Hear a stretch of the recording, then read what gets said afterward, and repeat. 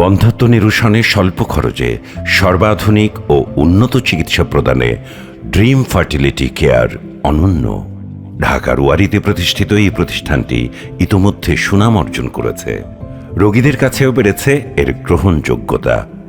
Dream fertility কেয়ারের প্রতিষ্ঠাতা ও chief consultant doctor অনুকা রায় বন্ধ্যাত্ব চিকিৎসায় পড়েছেন সাফল্য মুকুট।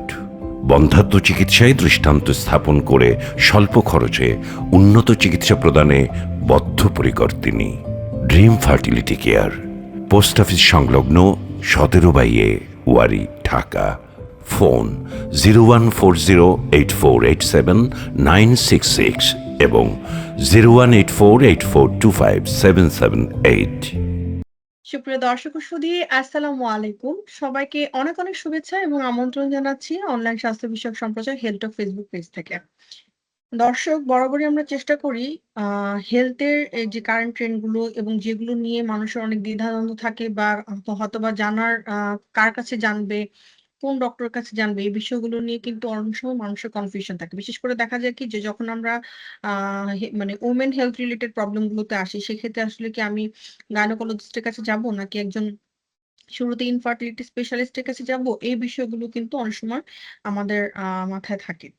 তো আজকে একটা বিষয় নিয়ে কথা বলার আগে যে কথাটা বলতে চাচ্ছি সেটা হচ্ছে যে গাইনোকোলজিস্ট এবং ইনফার্টিলিটি স্পেশালিস্টের কিন্তু পারপাস বা গোল একই থাকলেও ডিফারেন্ট আসপেক্টে তারা কাজ করেন আর কি।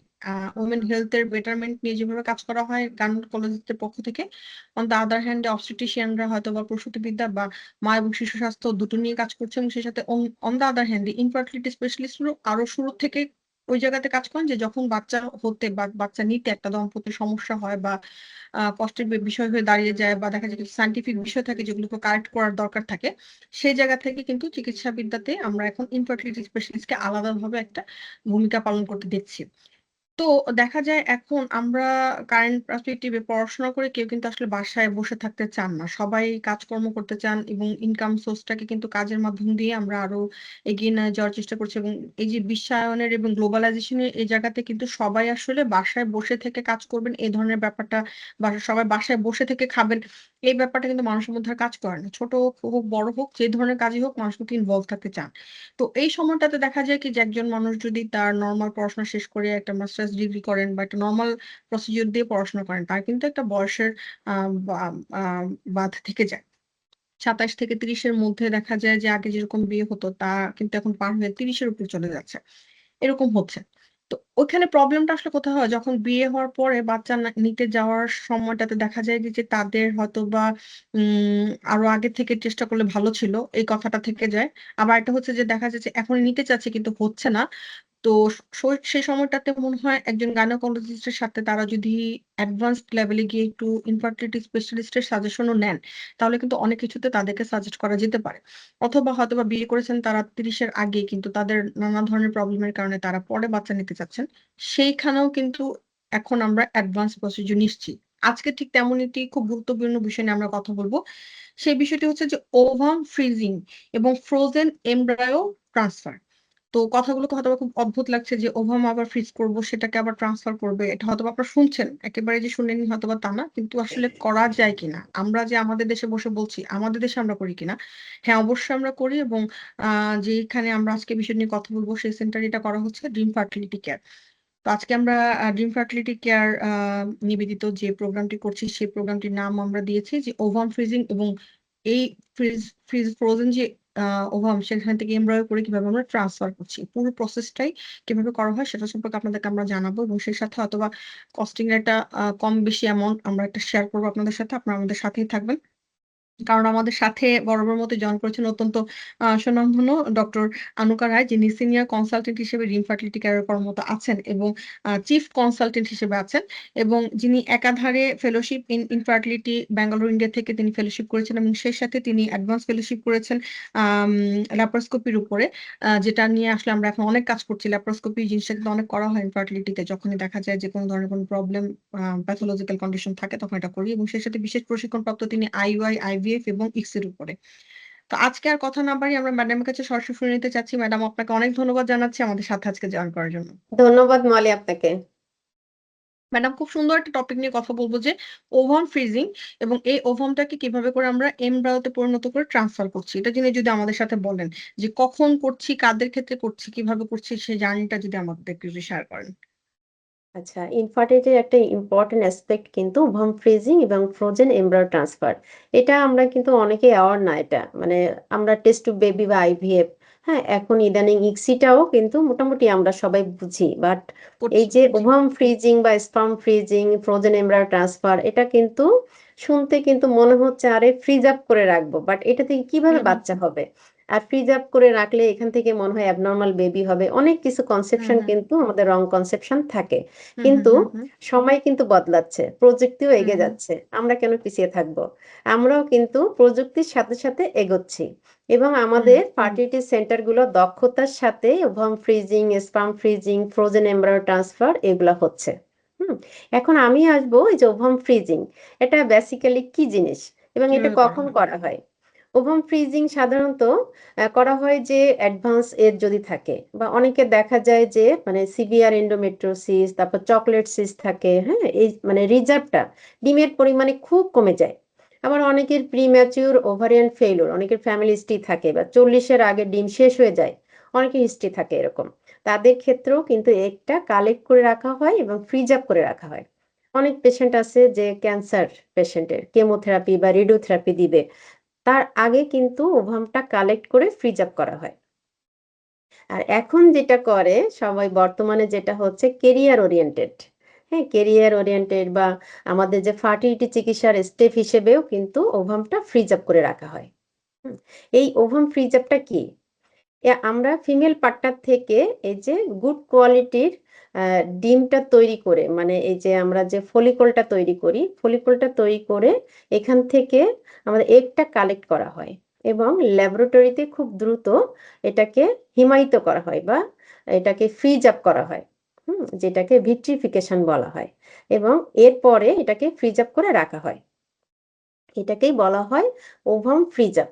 একই সাথে স্পার্মটাকে প্রসেস করেও কিন্তু ফ্রিজ আপ করে রাখা হয়। এক্ষেত্রেও দেখা যায় অনেকের স্পার্মের কোয়ালিটি অনেক কম থাকে। তারপর হচ্ছে অনেক সময় প্রেশার-টেশার বা একটা অপারেশন বা প্রসিজিওর এর মাধ্যমে স্পার্মগুলা কালেক্ট করা হয়। অনেকের হাসব্যান্ড বাইরে চলে যাবে, এটার জন্যও কিন্তু স্পার্ম কালেক্ট করে রাখা হয়। এক্ষেত্রে ওভাম ফ্রিজিং এবং স্পার্ম ফ্রিজিং টার্মটা কিন্তু একেবারে নতুন না। আমাদের দেশে কিন্তু এভেইলেবল হচ্ছে এবং এখান থেকে খুব ইজিলি এই যে মানে একেবারে হেলথি বেবি হওয়া সম্ভব। এটা কিন্তু আমরা অনেকেই জানি না। আমরা ভাবি যে ফ্রিজ আপ করে রাখলে হয়তো এখান থেকে একটা ডিফেক্টিভ বেবি হবে।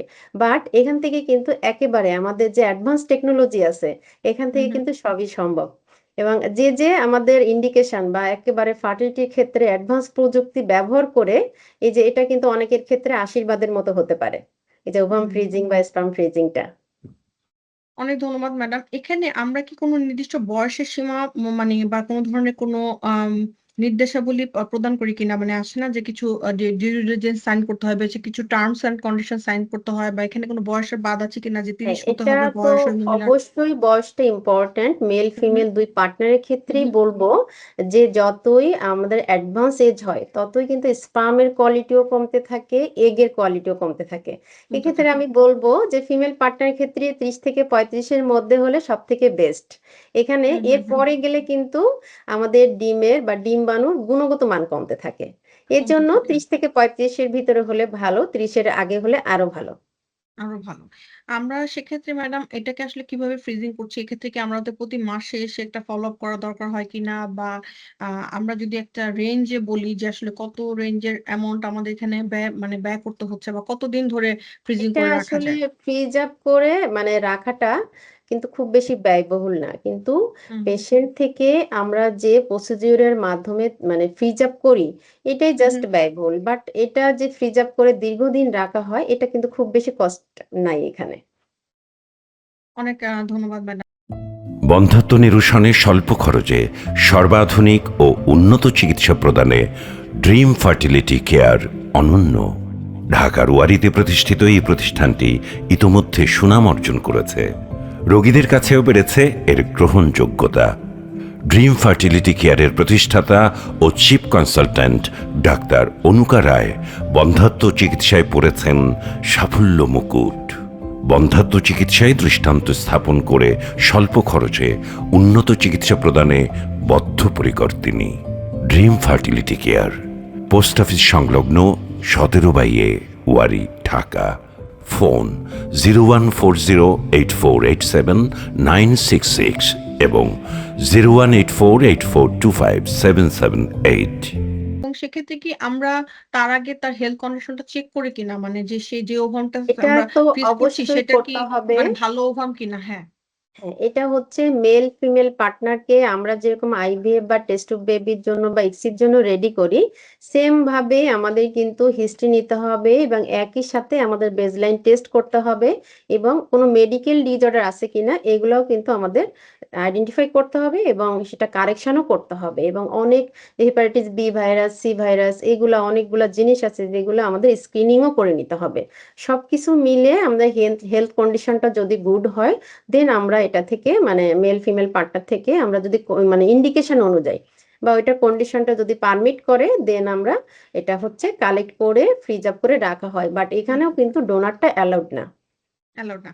এখানে ম্যাডাম আরেকটা কথা থাকছে যে মানুষের প্রশ্ন থাকতে পারে যে আমি কতদিন ধরে এটা রাখতে পারবো, মানে কতদিন ধরে এটা ভালো এটা তো থাকবে, এটা কি দীর্ঘদিন কোনো ধরেই কিছু? রাখা যায়, মানে কোনো হুম হুম ওরকম টাইম নাই। ওইরকম অনেকে দেখা যায় যে অনেক হিস্ট্রি আছে 15-20 বছর ধরে অনেকে রাখে, বাট আচ্ছা। এতদিন তো রাখা হয় না। 3 to 5 years মেইনলি আমাদের দেশে যেটা করে ওটা রাখা আমাদের হয়। দেশে প্র্যাকটিস এটা করা হয়। এবং এটা কি ম্যাডাম আমরা করছি কিনা বা এরকম হচ্ছে কিনা, আপনি এরকম পেশেন্ট এটা তো পাচ্ছেন কিনা? রেগুলারই হচ্ছে সব ফার্টিলিটি সেন্টারে, কিন্তু যে ফ্রোজেন এমব্রায়ো ট্রান্সফার বা স্পার্ম ফ্রিজিং বা এগ মানে ওভাম ফ্রিজিং এগুলা কিন্তু হচ্ছে। মানে এগ ফ্রিজিং থেকে বা ওভাম ফ্রিজিং থেকে বেশি হয় যে এমব্রায়ো তৈরি করে মানে বাচ্চা তৈরি করে ফ্রিজিং, যেটাকে আমরা বলি ফ্রোজেন এমব্রায়ো ট্রান্সফার। এটা অহরহ সব জায়গায় হচ্ছে, সব হচ্ছে। সেন্টারে।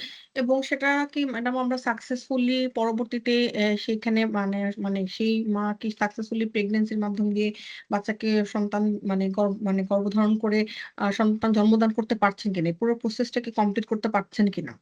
হ্যাঁ, মানে ফ্রোজেন এমব্রায়ো ট্রান্সফার কিন্তু আইভিএফ বা ইক্সি ট্রিটমেন্টের একটা পার্ট বলা যায়। হুম সেটা হচ্ছে যেরকম যদি কেউ কনভেনশনাল আইভিএফ বা টেস্ট টিউব বেবি করে, সেক্ষেত্রে যদি কেউ ফ্রেশ ট্রান্সফার না করে বা হুম অতিরিক্ত হুম হুম ভ্রূণ বা এমব্রায়ো গুলা কিন্তু ফ্রোজেন হুম করে হুম রাখা হয়। হুম, হুম এটা হচ্ছে ফ্রোজেন এমব্রায়ো ট্রান্সফার। এক্ষেত্রে কিন্তু অধিকাংশ ক্ষেত্রে এখন দেখা যায় ফ্রোজেন এমব্রায়ো ট্রান্সফারই বেশি করা হয়। কারণ যে সাইকেলে ইয়ে করা হয় মানে এগটা কালেক্ট করা হয়, সেই সাইকেলে কিন্তু হরমোনাল ইমব্যালেন্স থাকে এবং এন্ডোমেট্রিয়ামটা অত রেডি হয় না। যার কারণে যদি এমব্রায়ো ট্রান্সফার করা হয় সেক্ষেত্রে ফেইলড হওয়ার বা সাকসেস রেটটা কিন্তু কম হয়। এজন্য ফ্রোজেন এমব্রায়ো ট্রান্সফার এটা কিন্তু অ্যাডভান্স প্রযুক্তির ভিতরে একটা, যেখানে সাকসেস রেটটা অনেক বেশি। এক্ষেত্রে যেটা হয় মানে সেম ভাবেই আমরা আইভিএফ বা ইক্সিতে যেভাবে পেশেন্টকে আমরা রেডি করি, যে কোনো কাপেল আসলে আমরা হিস্ট্রি নিয়ে কাউন্সিলিং করে দেন আমরা হচ্ছে বেসলাইন টেস্ট করে তাকে আমরা ফিট করি। দেন ফিমেল পার্টনারকে আমরা বলি মাসিকের সেকেন্ড বা থার্ড ডেতে আসতে। তারপরে হরমোন দিয়ে আমরা যে ফলিকলগুলো বড় করি এবং একটা নির্দিষ্ট টাইমে এগুলা কালেক্ট করা হয়। তারপরে স্পার্ম হাজবেন্ড থেকে নিয়ে সেটাকে আমরা ফার্টিলাইজ করি, করার পরে এমব্রায়ো তৈরি করা হয় বা ভ্রূণ তৈরি করা হয়, মানে বাচ্চা তৈরি করা হয় সোজা কথায়। সেই অনেক ধন্যবাদ। বাচ্চাটা হুম হুম হ্যাঁ ফ্রোজেন করা হয় এবং সেখান থেকে দেখা যায় ফিমেল পার্টনারকে আমরা রেডি করে সেখান হুম থেকে হুম ট্রান্সফার করা হয়। হুম, আর যদি কোনো এক্সট্রা থেকে যায় তখন সেটাকে ফ্রোজেন করে রাখা হয়। এটা রাখা একটা হয়। হতে পারে যে ফ্রেশ ট্রান্সফার করে এক্সট্রা এমব্রায়োটা আমরা ফ্রোজেন করে রাখি। আরেকটা হতে পারে যে সবগুলা এমব্রায়ো আমরা ফ্রোজেন করে রাখি, ফিমেল পার্টনারকে এবং তার ইউটাসকে রেডি করে দেন আমরা সেটা ট্রান্সফার করি।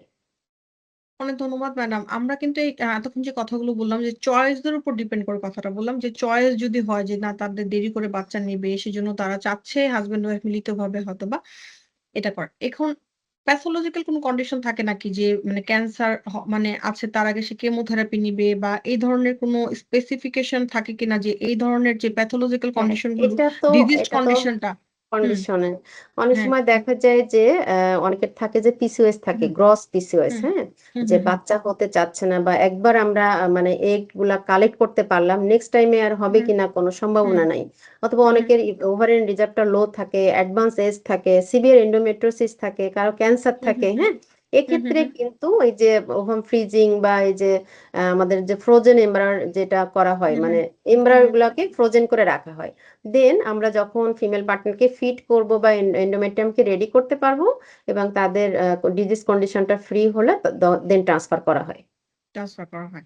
আচ্ছা সেক্ষেত্রে ম্যাডাম আমরা যদি একটু বলি যে এই যে আমরা এগুলো করছি, আমরা কি গুণগত মানসম্মত ভাবে করতে পারি কিনা? বা এটাকে আমরা আমাদের এখানে আলাদা কোনো সেটআপ যেগুলো আছে সেখানে আপনারা কি ভালোভাবে আসলে কি প্রতিনিয়ত এগুলোকে লুক আফটার করা হচ্ছে কিনা? মানে এটাকে আসলে কিভাবে করে আমরা লুক আফটার করছি? এটা মানে এটা এবং কিন্তু সেটাকে আমরা আহ, আ জি এবং ডক্টর কি নিজে যেমন ইনভলভ থাকেন কিনা?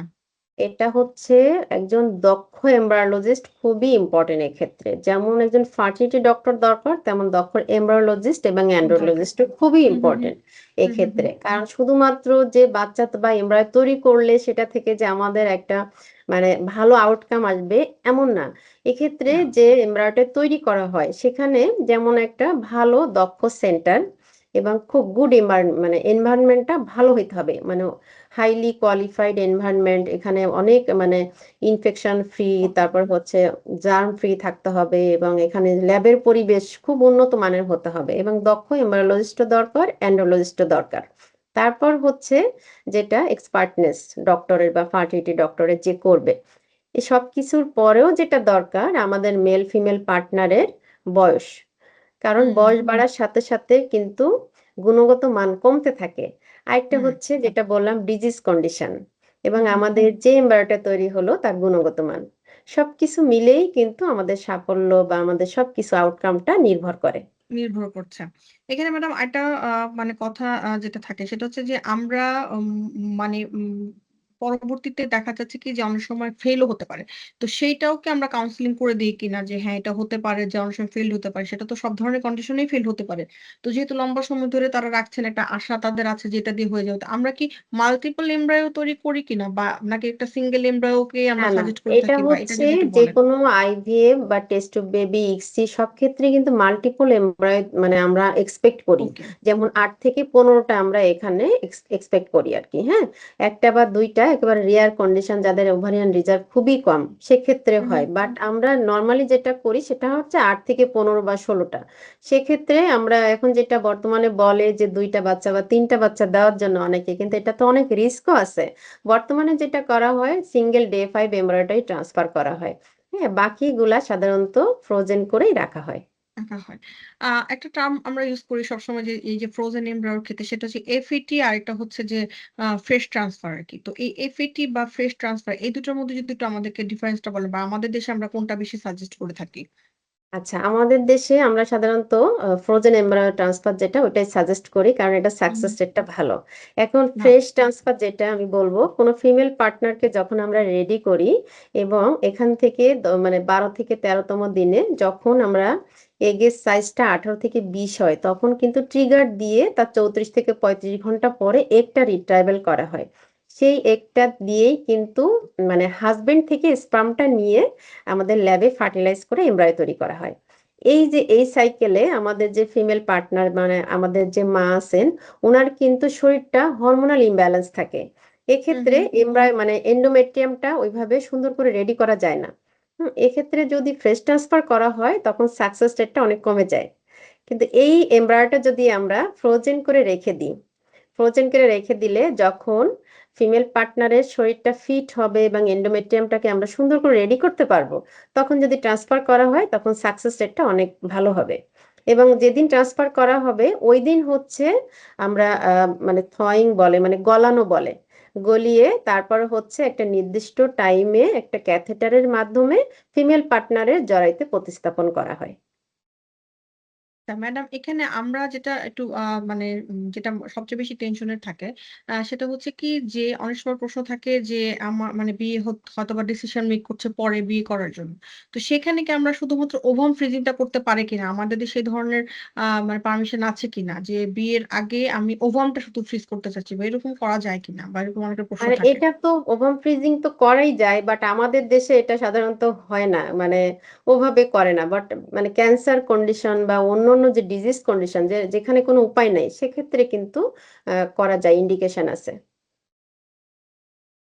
মানে ক্যান্সার কন্ডিশন ছাড়া যদি মানে আমরা বলি আমাদের তাহলে এখানে আমাদের দেশে যেটা আসলে মেইনলি, হ্যাঁ আমাদের এখানে যেটা মেইনলি করা হয় সেটা হচ্ছে ট্রিটমেন্টের, আইভিএফ ট্রিটমেন্টের পার্ট হিসেবে মেইনলি এটা করা হয়। তারপর ডিজিজ কন্ডিশনে করা হয়, বা যাদের ওভারিয়ান ফেইলুর বা অনেক তাড়াতাড়ি ডিমটা শেষ হয়ে যাচ্ছে হুম হুম হুম, তখন এটা করা হয়, বা গ্রস করা যেতে পিসিওএস পারে। আছে হচ্ছে না, মানে নেক্সট হওয়ার চান্স নাই, বা এটা হচ্ছে সিভিয়ার এন্ডোমেট্রিওসিস বা চকলেট সিস্ট, মানে কোয়ালিটি কন্ডিশন খুবই গুলোতে। কম বা কন্ডিশন হুম ভালো হুম, না, তখন সাধারণত এটা ফ্রিজ আপ করে করা হয়। রাখা হয়। রাখা। মানে অনেক ধন্যবাদ ম্যাডাম। ওভাম থেকে বেশি ফ্রিজ হুম আপ হুম, করে রাখা হয় হচ্ছে এমব্রায়োটা। এমব্রয়টা মানে আমাদের দেশের প্রচলনে আমরা সাধারণত দেখে থাকি যে এমব্রয় ফ্রিজিংটাই আসলে মানে সাধারণত করা হ্যাঁ, হয়ে থাকে। অ্যাভেলেবেল হচ্ছে। আচ্ছা, বাট ওয়েস্টার্ন এবং কান্ট্রি স্পাম গুলোতে আমার কাছে ফ্রিজিং মনে হয় যে কিন্তু, হ্যাঁ হ্যাঁ, স্পাম ফ্রিজিংটাও অ্যাভেলেবেল হচ্ছে। অনেকে দেখা যায় যে বলে যে আমি এই মাসের লাস্টে চলে যাব, অথচ মানে ওনাকে ইন্ডাকশনই দেওয়ার জন্য রেডি করা হুম হয় নাই, হুম সেক্ষেত্রেও কিন্তু হুম, স্পামটা ফ্রিজ আপ করে রাখা হয়। রাখা এক্ষেত্রে হয়ে অনেকে থাকে। ভাবে যে মনে হয় অন্যের স্পাম বা এই স্পামটা হুম মনে হুম হয় কোনো ডিফেক্টিভ বেবি হবে, বা আদৌ হুম স্পাম কখনো হুম হুম, ফ্রিজ আপ করে রাখা হয় কিনা, বা এটা জীবিত থাকবে কিনা, অনেকের অনেক ধরনের কোশ্চেন থাকে এক্ষেত্রে। আচ্ছা, এখানে ম্যাডাম আপনি যদি একজন ইনফার্টিলিটি স্পেশালিস্ট হিসেবে যদি সাজেস্ট করেন যে এই যে ওভান ফ্রিজিং এবং ফ্রোজেন এমব্রয় ট্রান্সফার এটা আসলে কি গর্ভধারণটাকে কি নিয়ন্ত্রণ ভাবে করছে কিনা, এবং সে সাথে আমরা ফিউচারে যদি দেখি যে না আমাদের দেরি হয়ে বাচ্চা হওয়ার যে ইনফার্টিলিটিটা বাড়ছে সেখান থেকে কি আমরা আসলে এটার মাধ্যমে দিয়ে সমাধান আনতে পারি কিনা, মানে হ্যাঁ, এটা এটা আসলে আমরা ফিউচারটা এটা তো আসলে কি ভালো অবশ্যই একটা দিচ্ছে কিনা। অ্যাডভান্স প্রযুক্তি, এটা ডে বাই ডে কিন্তু আরো বেশি অ্যাডভান্স হবে। আমাদের দেশে এখন হচ্ছে এই যে ফ্রিজ আপ বা মানে ফ্রোজেন এমব্রায়ো ট্রান্সফার বা স্পাম ফ্রিজ আপ বা ওভাম ফ্রিজ আপ, এগুলা কিন্তু হচ্ছে। এবং এই হুম হুম, টেকনোলজি গুলা এখান থেকে দেখা যাবে আর 2-4 বছর পরে সব মানুষের কাছে খুব অ্যাভেলেবেল হয়ে যাবে এবং নর্মাল একটা ব্যাপার হয়ে যাবে। আগে যেরকম টেস্ট টিউব বেবি বলতে বা অনেক একটা জটিল প্রসিডিউর বা একটা ধসে একটা ব্যাপার ছিল, এখন কিন্তু টেস্ট টিউব বেবি কিন্তু অনেকের কাছে খুব ইজি ব্যাপার, এবং কিভাবে করা হয় অনেকে কিন্তু জানে। আমার জানে মনে হয় 2-1 বছর পরে যে ফ্রিজ আপের এটা সম্পর্কে ব্যাপারটা অনেক, কিন্তু খুব ইজিলি সবাই কারণ বুঝবে। গ্লোবালাইজেশন হচ্ছে এক, আর এটা হচ্ছে মেয়েরা আসলে ক্যারিয়ারকে নিয়ে আসলে সচেতন, সেটা ছাড়াও আসলে তারা নিজেরা কিছু করতে চায়, এটা একটা করতে আকাঙ্ক্ষা, চায়। এবং সেই সাথে আবার ফ্যামিলি লাইফটাও চায়। তো সেই জায়গা থেকে আসলে এটা কিন্তু একটা সমাধানই বলা চলে, এবং ভালো সমাধান বলা হ্যাঁ, চলে, এটা বরঞ্চ একটা দেরি একেবারে করে মানে সময় বদলাচ্ছে, আমাদের অ্যাডভান্স হ্যাঁ প্রযুক্তিও কিন্তু সময়োপযোগী আমরাও সমাধান এগোচ্ছি। এই জন্য এগোচ্ছে। মাতৃত্বের পরিকল্পনাটা কিন্তু আরো পরিকল্পিত হচ্ছে। হুম। আমরা যেহেতু ম্যাডাম এই বিষয়টাতে মানে অনেক সুন্দর করে ইনফরমেশন, গুরুত্বপূর্ণ ইনফরমেশন নিচ্ছি, আরেকদিন হয়তো বা আমরা ডিটেলসে আরো জানবো যে কিভাবে আমরা প্রসেসটা করছি, স্টাডির মাধ্যমে আমরা জানবো। যদি ম্যাডাম আমাদের সাথে একটু শেয়ার করেন যে আম, যেহেতু শেষ পর্যায়ে আছি, আপনার সেন্টার এটা কতটুকু সাকসেসফুল আমরা করছি আমরা, এবং রোগীরা আসলে পরে আসলে বাড়তি সুবিধা হিসেবে আপনার কাছ থেকে কি এক্সপেকটেশন রাখতে পারবে তারা। আচ্ছা, আমরা কিন্তু এটা রিসেন্টলি শুরু করেছি, এবং এখানে আমরা যে ফ্রিজ অ্যাপের ব্যাপারটা, এটা কিন্তু যে ফ্রোজেন এমব্রায়ো ট্রান্সফার, যেটা আমি মানে 6 মান্থ উইদাউট কস্টে এটা আমি পেশেন্টকে দেওয়ার চেষ্টা করব আর কি। অনেক ধন্যবাদ ম্যাডাম। মানে এটা খুবই আশা দায়ক একটা কথা, এবং আশা করি যারা জানতে পেরেছেন এবং জানছেন তারা হয়তোবা তাদের ডিসিশন মেকিংটাকে আরেকটু ঠিক করতে পারবেন যে হ্যাঁ আমার হয়তোবা দেরি হয়ে যাচ্ছে, মানে আমি এখন সময় নষ্ট না করে এই ব্যাপারটাতে কথা বলতে এটলিস্ট যাই। জানলে হয়তোবা তার কেসটা ইন্ডিভিজুয়ালাইজড হতে পারে, তার হয়তোবা নাও লাগতে পারে, অথবা তার লাগলে কিভাবে কি করা যেতে পারে সেটা সাজেশন আরো ভালো দেওয়া যাবে। তো ম্যাডাম অনেক অনেক ধন্যবাদ আমাদের সাথে আজকে জয়েন করার জন্য, গুরুত্বপূর্ণ ইম্পর্টেন্ট একটা টপিক নিয়ে কথা বলার জন্য। আমার কাছে মনে হয় যে ইন লাস্ট 1 ডিকেডে আমি এই টপিকটা নিয়ে আসলে কখনো কথা বলিনি, আজকে নতুন ভাবে কথা বললাম, আমারও অনেক জানার বিষয় ছিল, জানলাম। আশা করি দর্শক যারা জেনেছেন অনেক কিছু জানতে পেরে উপকৃত হয়েছেন ম্যাডাম। আবারও দেখা হবে আগামী পর্বে, অবশ্যই আমরা নতুন আরেকটি বিষয় নিয়ে হয়তো বা আলোচনা করবো। ইনফার্টিলিটি ট্রিটমেন্ট আসলে খুবই রিভলভিং এবং ইভলভিং, এবং নতুন নতুন নতুন নতুন বিষয় আসছে। তো সেগুলো নিয়ে আমরা চেষ্টা করবো যে আপনার সেন্টার থেকে যদি অ্যাভেলেবেল হয় সেটা আমরা আরো কিছু জানাতে পারি কিনা। তো ম্যাডামকে অনেক ধন্যবাদ আমাদের সাথে আজকে জয়েন করার জন্য। ধন্যবাদ আপনাকেও।